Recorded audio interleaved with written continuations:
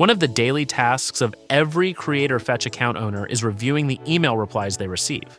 Normally, the user needs to log into the panel, navigate through several sections to reach their campaigns, and then access the replies. To simplify this process for users who only want to handle reply management and do not need to use other CreatorFetch features that day, we have provided two alternative options. The first option is the CreatorFetch mobile app for iOS and Android. While this makes the process more convenient because it can be done from a phone, the app still includes all CreatorFetch features, so users must follow the same navigation path to reach their replies. The second option is the simplest and most efficient method, connecting Telegram to your CreatorFetch account. Setting this up is extremely easy. You only need to log into your CreatorFetch panel once, go to the Settings section, and click Connect Telegram. With a single click, your CreatorFetch account will be linked to your Telegram account.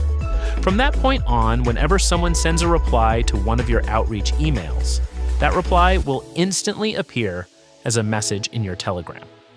You can read the reply directly inside Telegram, and if you want to respond, you can choose from the reply templates you have already prepared in CreatorFetch.